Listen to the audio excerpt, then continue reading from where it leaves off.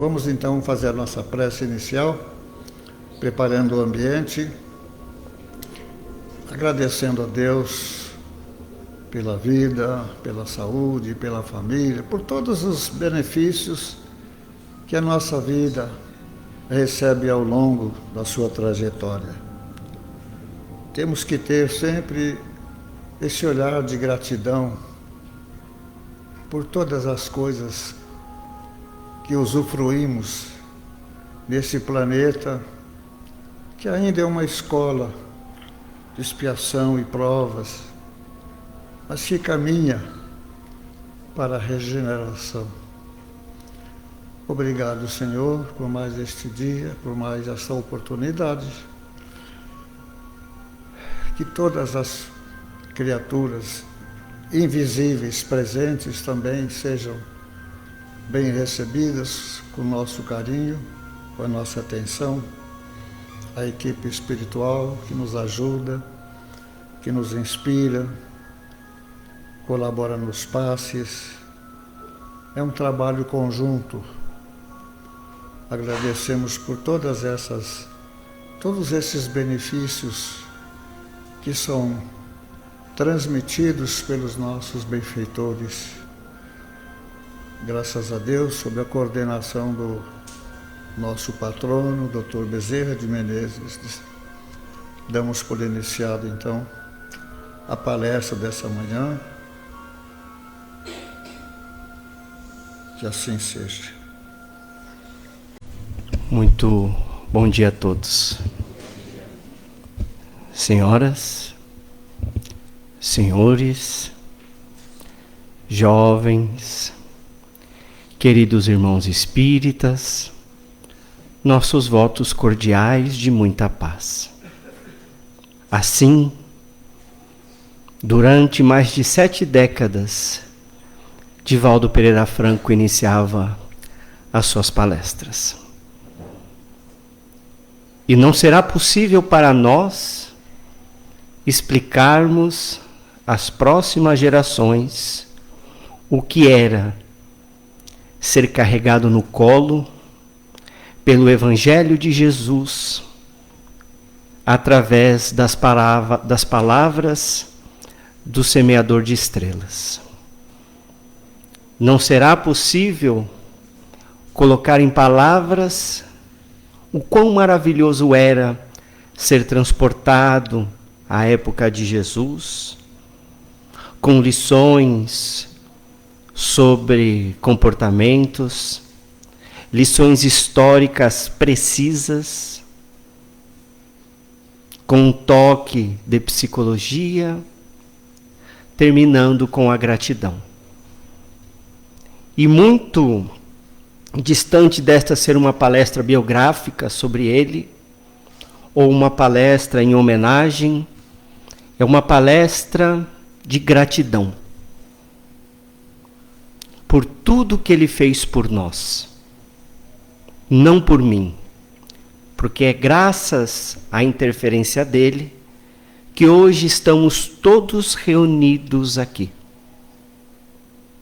Muito além de tristeza, de um luto, é alegria. Alegria de ter a certeza absoluta que a vida continua e, se Deus quiser, do outro lado, ainda o ouviremos cantar ainda melhor sobre o Evangelho do Cristo. E pensando muito nisso na última semana, o capítulo da manhã, onde Emmanuel, no livro Pão Nosso, capítulo 55, vem falar sobre as coisas invisíveis, que o que é visível aos olhos é transitório, mas o que é invisível aos olhos é o que realmente importa. E Emmanuel vem falar da criação do planeta. E meditando através do título Coisas Invisíveis, eu vejo que o papel de médiuns, aqueles que realmente abraçam Jesus, é tentar tornar um pouco mais visível o amor do Cristo. E foi toda essa trajetória de amor que nós observamos na vida de Divaldo. Quando Emmanuel, no livro A Caminho da Luz, traz notícias da criação, nós vemos que Deus, há 4,5 bilhões de anos, separou um pedaço de massa disforme e entregou nas mãos de Jesus, para que ele pudesse trabalhar e fazer uma morada para um grupo de espíritos. 4,5 bilhões de anos, Jesus já estava na classe dos espíritos felizes. E Deus confiou a ele esta tarefa. Então, quando nós falamos sobre a criação, sobre coisas invisíveis que nós não podemos ver ou sequer sentir, vamos buscar então raciocinar. Na pergunta 4 de O Livro dos Espíritos, Allan Kardec indaga: onde podemos encontrar a existência de Deus? Onde podemos encontrar provas da existência de Deus? E os espíritos respondem num axioma, numa máxima, numa verdade: a que aplicais as vossas ciências. Não existe efeito sem causa. Observai no mundo tudo que é obra do homem, e vossa consciência vos dirá o que é a obra de Deus. E a criação é algo tão perfeito. Porquanto Jesus recebeu aquela massa disforme, incandescente para tornar um planeta, ele não ia poder fazer muita coisa, porque não tinha atmosfera, e a emissão dos raios do calor solar não ia permitir, porque ela vinha direto para o nosso planeta. Não tinha uma atmosfera ou polos magnéticos para repelir ou para desviar a radiação solar. Então, no meio do espaço, em direção à Terra, veio um planeta mais ou menos do tamanho do nosso, que tinha um núcleo de ferro que nós necessitávamos para ter uma atmosfera, para ter a vida. O planeta veio, chocou-se com a Terra, aí a probabilidade já cai quase a zero. Chocou-se com a Terra, o núcleo do planeta foi transferido ao nosso. E os pedaços do choque, os pedaços de massa que ficaram voando pelo espaço, se juntaram e formaram a nossa Lua, que no começo era muito próximo, mas depois foi se afastando e as leis da física arrumaram tudo. Isso eu já acho incrível no planejamento divino. Com a probabilidade, em quase 5 bilhões de anos, apenas um choque de um planeta com o nosso. E o nosso planeta não foi destruído. Então a ciência veio e eles fizeram uma simulação em computador e uma simulação com uma melancia e um pedacinho de granada, de pólvora.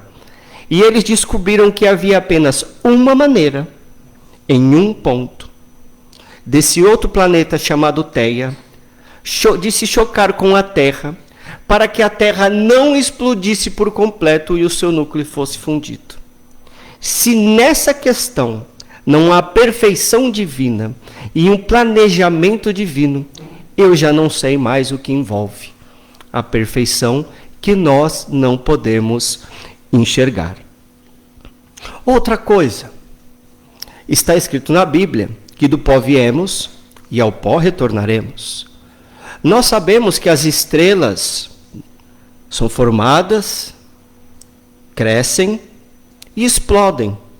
Dependendo de sua massa, elas tornam-se uma supernova. Vão queimando os elementos químicos que nós conhecemos. Quando ela queima o ferro, ela explode numa supernova e manda os elementos químicos embora no universo. E então a afirmação, a comprovação dessa frase bíblica está na ponta do nosso dedo. Que os átomos que formam, os elementos que formam a ponta do nosso dedo, podem ter vindo de uma estrela que explodiu a uma distância de 60 bilhões, milhões de anos-luz. E o átomo que forma a ponta do nosso dedo ao lado podem ter vindo de uma estrela que explodiu há 20 milhões de anos-luz.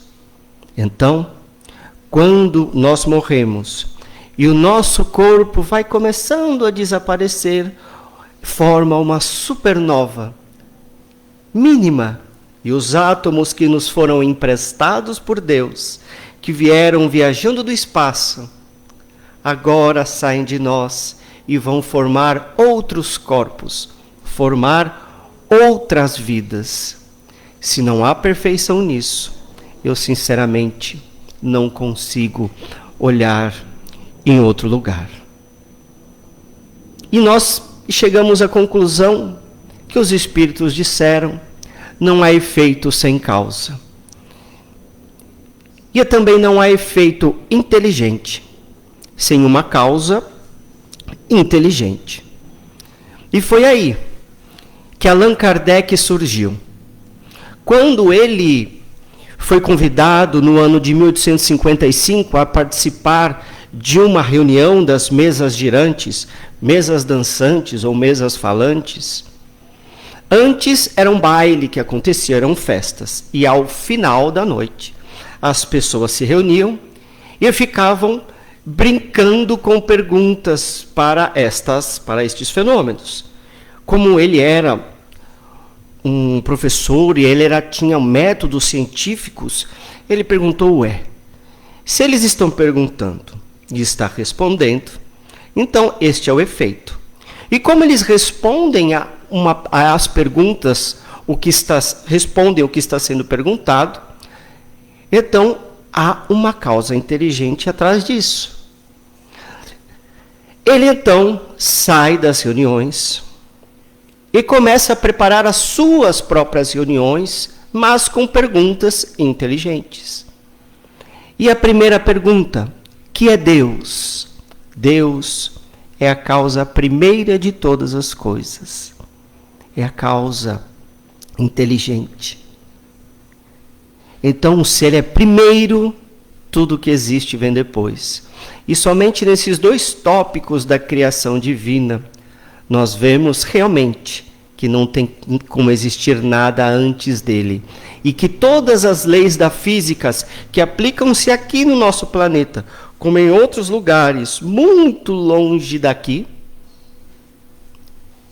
ele está presente.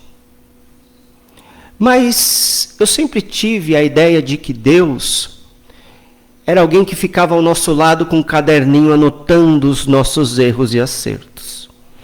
Até que eu li o Livro dos Espíritos e na parte das leis morais da vida eu entendi como ele fica com esse caderninho.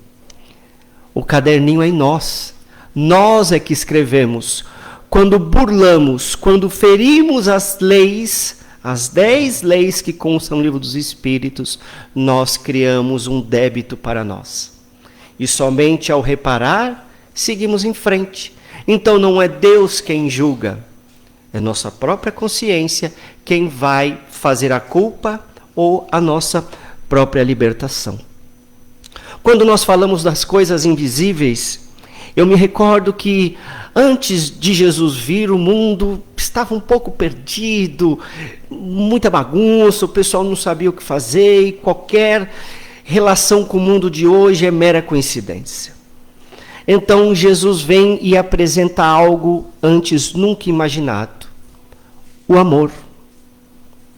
É impossível visualizarmos o amor. E junto com o amor, Jesus apresentou outras teorias que na época eram invisíveis aos olhos das pessoas. Por exemplo, quando Jesus conversa com Nicodemos e fala sobre a reencarnação, que era necessário nascer de novo, o que o doutor da lei diz? Mas como que um velho vai voltar a nascer? Como que um velho entraria no ventre da sua mãe? E Jesus o repreende. Você não é doutor em Israel? Como você não sabe dessas coisas? E essas coisas foram explicadas por Allan Kardec, quando ele apresenta uma forma inteligente e didática de explicar a reencarnação. Então, na época do Cristo, eram informações invisíveis. Hoje, já é mais tangível, com muitos pesquisadores fora do espiritismo, comprovando a reencarnação, principalmente entre eles como o Dr. Raymond Moody Jr., que, através de pesquisas científicas, veio trazer à tona que sim, a reencarnação existe. Outro aspecto da época de Jesus, quando os apóstolos começaram a falar línguas diferentes e a pregar o evangelho, muitas pessoas viram como um milagre. O livro dos médiuns explica isso como sendo um fenômeno mediúnico de xenoglossia, que é a habilidade do médium de falar línguas que ele desconhece. Na época era invisível, hoje já é tangível. Nós conseguimos entender, conseguimos ver. Quando ressurge Jesus, a ressurreição, nada mais é do que um fenômeno mediúnico de materialização. Na época era tido como um milagre, como um impossível, mas Jesus, já conhecendo as leis, sabia um fenômeno comum de materialização. E o fenômeno de devolver a saúde às pessoas? O livro dos médiuns explica a mediunidade de cura.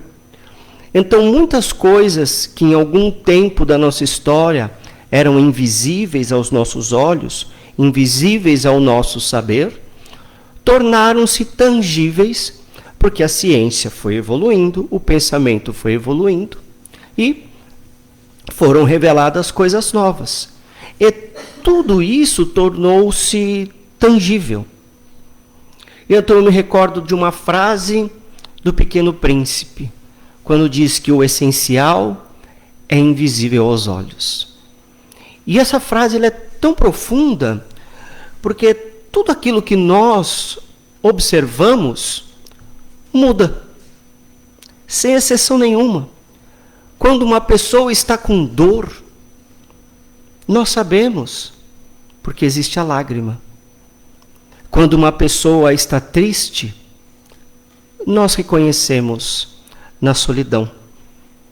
Quando uma pessoa está muito cansada, surgem as olheiras. Quando uma pessoa é nova, ela envelhece. Nós já vimos na história do mundo o mar virar sertão, o sertão virar mar. Nós identificamos a alegria através do sorriso. Nós identificamos as pessoas apaixonadas que andam com o olhar perdido e não veem mais nada no mundo. Nós observamos as pessoas que de repente ganham muito dinheiro ou as pessoas que perdem muito dinheiro. Nós observamos cidades inteiras serem destruídas e campos vazios emergindo como cidades tecnológicas. Tudo isso nós somos capazes de observar.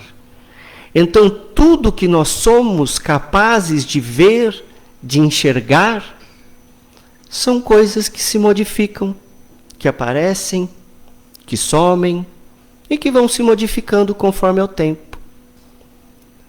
Mas como explicar o perdão? Como explicar o amor? Isso nós não vemos. Isso nós somos apenas capazes de sentir. E isso é o essencial. O essencial é invisível aos olhos. Então toda a criação que nós vemos é a prática divina do amor, onde ele trabalha de uma maneira tão perfeita para criar um planeta, para que nós, esse grupo de espíritos que habitamos a Terra e ao redor da Terra, pudéssemos ter um lugar para servir de escola, para progredirmos. E além disso, ele nos dá um planeta, que é o nosso corpo, para que possamos encarnar e fazer uma trajetória nesse grande globo que ele estruturou para nós. Se nós citamos o exemplo e já achamos inacreditável, de tão perfeito que é, o corpo de um ser humano entre veias e artérias tem mais de 100 mil quilômetros. 3 seres humanos em veias e artérias é a distância daqui à Lua. E se em 1 centímetro der um problema, tchau, tchau, corpo físico, olá, plano espiritual. É a perfeição nas coisas maiores, as coisas menores. E então eu fiquei pensando nisso e como explicar o perdão. Eu me recordo que no ano de 2010 eu tive a oportunidade de viajar até a Polônia e fui visitar o campo de concentração de Auschwitz. E dentre muitas coisas que eu vivenciei lá, embora seja um lugar que remeta a sofrimento, dor e morte, quantas pessoas saíram de lá fortificadas e não ajudaram a modificar o mundo, tentando impedir que isso acontecesse novamente. E eu me recordei de uma história de uma família que morava na Áustria, aos pés da montanha. A mãe, 2 meninas e o marido. Todos os dias, eles saíam ao fim da tarde para correr pelos campos, brincar entre as borboletas, plantar flores coloridas. Corriam quando estava inverno entre a neve e quando a noite caía baixinho. Eles se reuniam na varanda da casa, que dava para o campo aos pés dos Alpes. As meninas sentavam-se num balanço, e elas eram tão pequenas ainda, que os pés mal alcançavam o chão. A mãe, eu me sentava num banco próximo. Meu marido tomava do violão, e nos primeiros acordes ele tocava o Edelweiss. E nós cantávamos, Edelweiss, ó Edelweiss. Todas as manhãs você me saúda, pequenino e branco, alegre e contente. Eu fico feliz em te ver, flor da minha vida. E eu desejo que você floresça e cresça, que você floresça e cresça para todo sempre. Explodiu então a guerra, e no ano de 1941 chegaram ao nosso lar. Fomos levados a um campo de horror, e tudo que eu ouvi agora eram gritos, desesperos, latidos de cães, o estampido das armas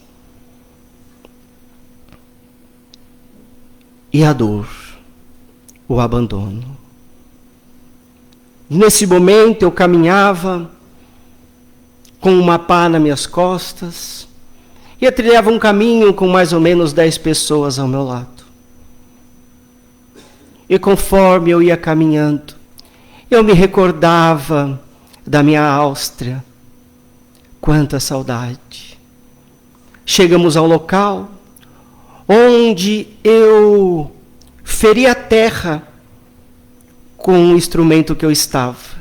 E no momento em que eu machuquei o solo, eu me recordei do instante em que eu e minhas filhas plantávamos, também abrindo um pequeno buraquinho, flores coloridas, para tornar o festival da natureza mais colorido ao nosso redor.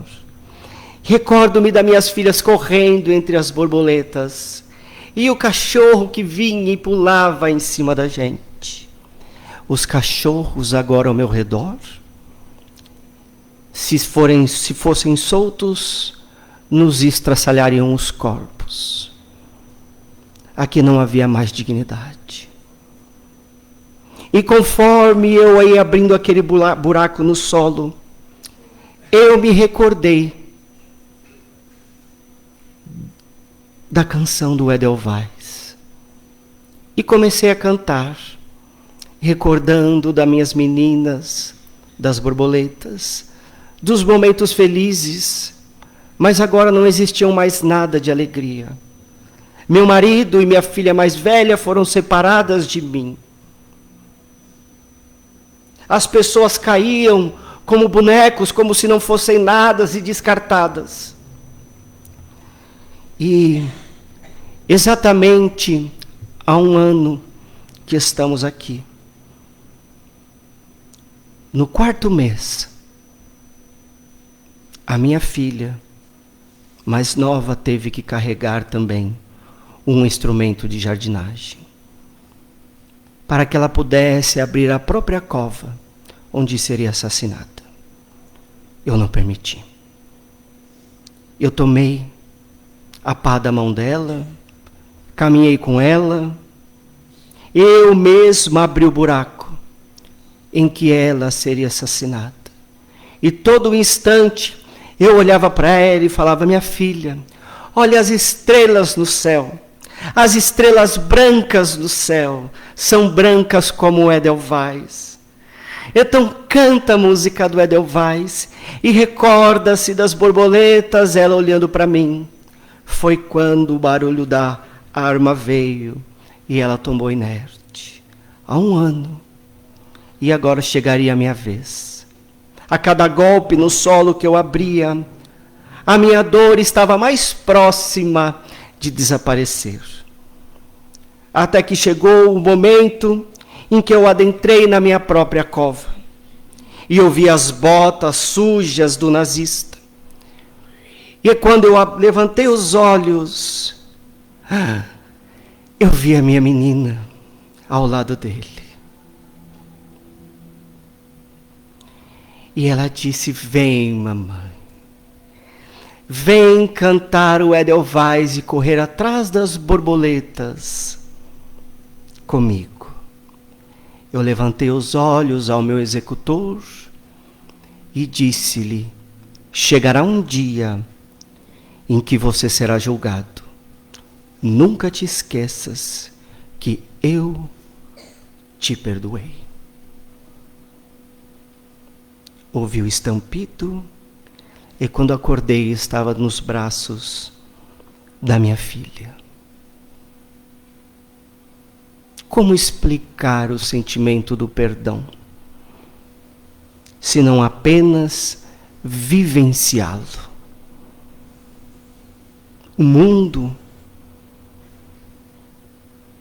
é visitado por guerras em todos os seus cantos. Orgulhos de nações feridas é o suficiente para estourar conflitos. Se houvesse o mínimo de senso de amor, tudo seria evitado com o perdão, que não é possível nós enxergarmos, é possível apenas vivenciá-lo. Porque para perdoar é necessário abrir mão muitas vezes do próprio orgulho.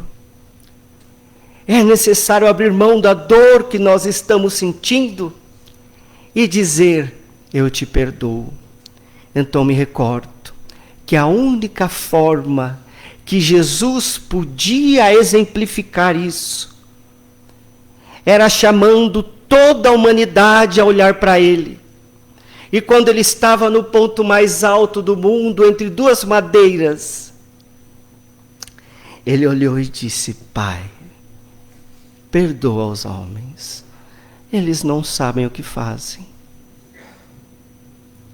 Se num instante de dor ele fez isso, e ele afirmou para nós: vós sois deuses e podeis fazer tudo o que eu faço, então nós temos condição de perdoar.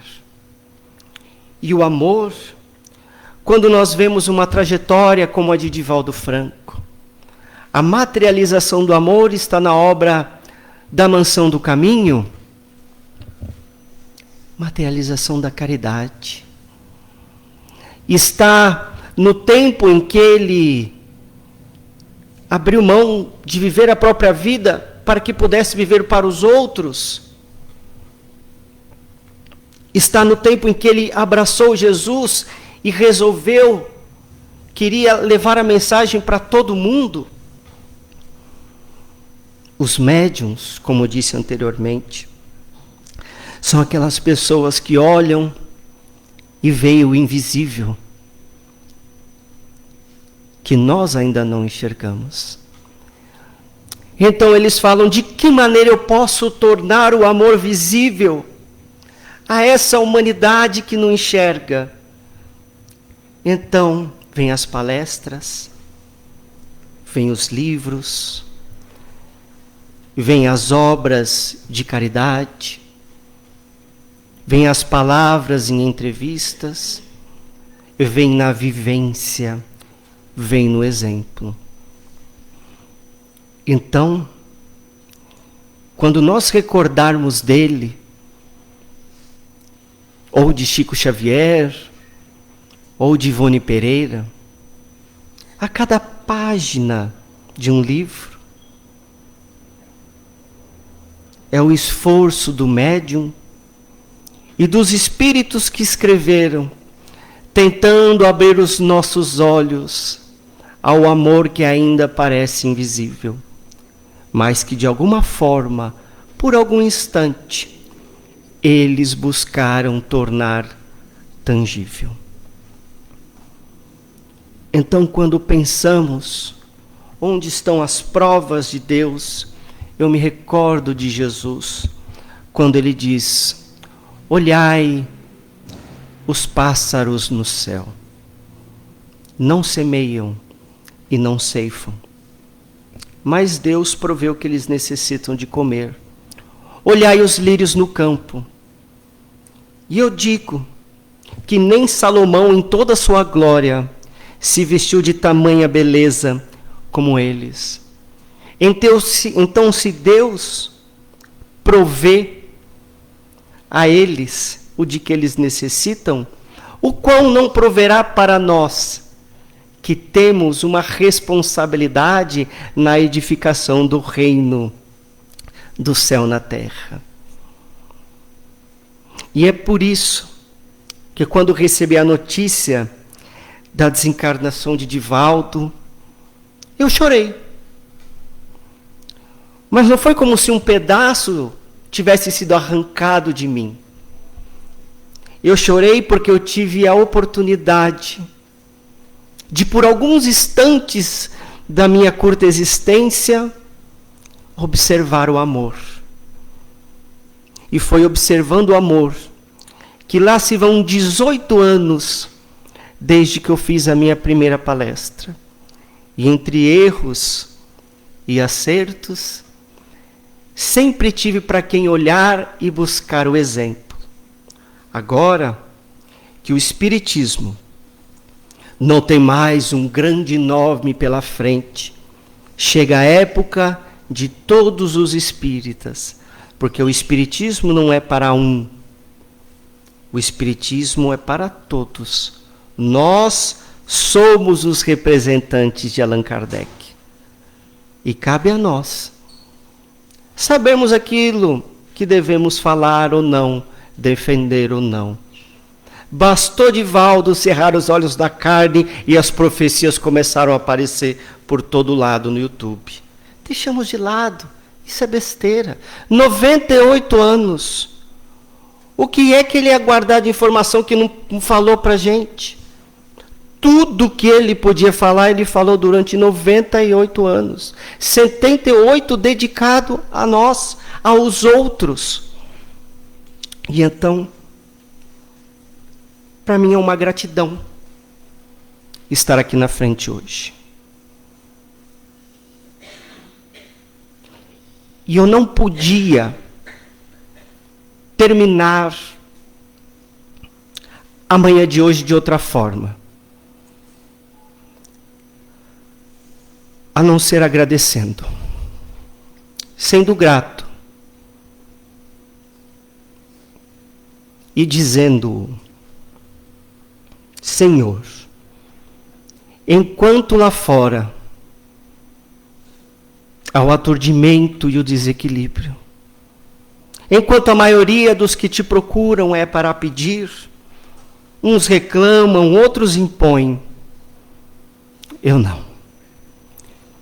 Eu quero dizer-te que eu amo a vida, que para mim é bela e é consentida. Muito obrigado, Senhor, por tudo que nos deste, por tudo que nos dás. Muito obrigado pelo ar, pelo pão, pela paz e pela beleza que meus olhos veem no altar da natureza. Olhos que fitam o céu, a terra e o mar,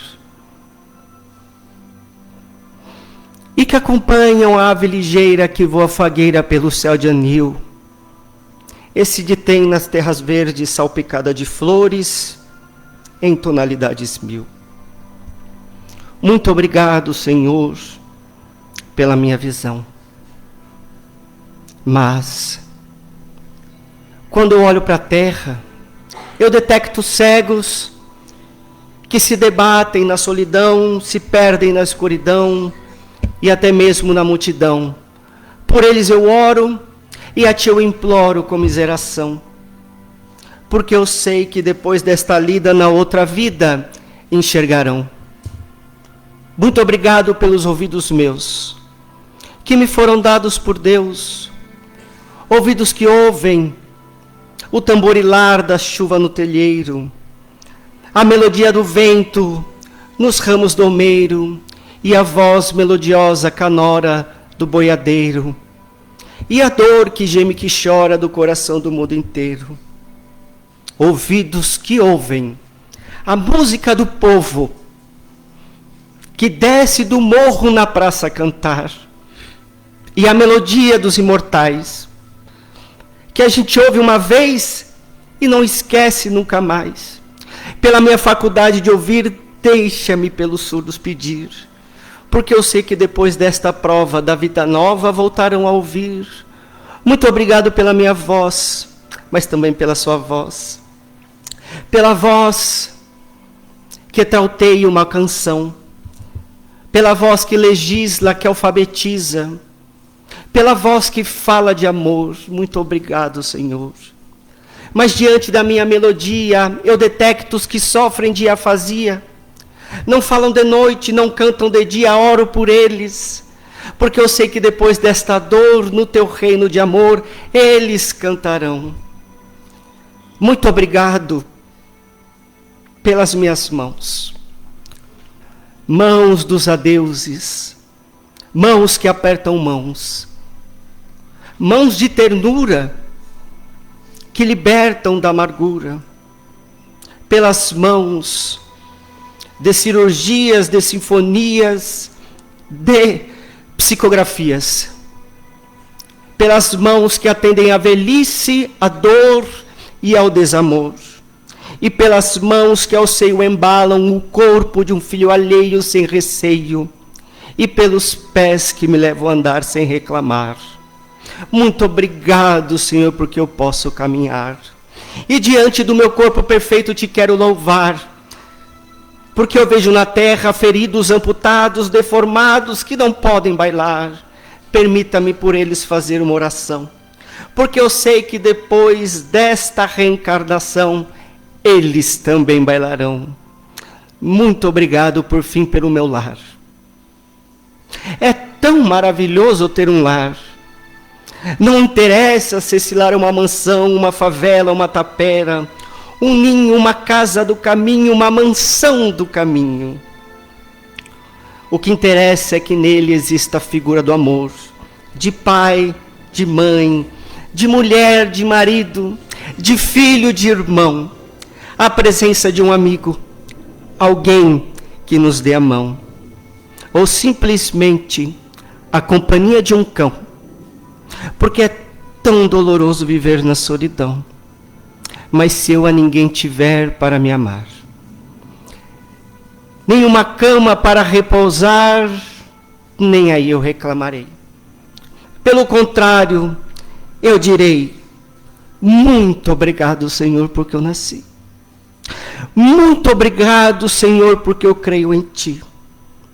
Pelo Seu amor. Muito obrigado, Senhor. Muito, muito, muito obrigado, Divaldo. Que assim seja.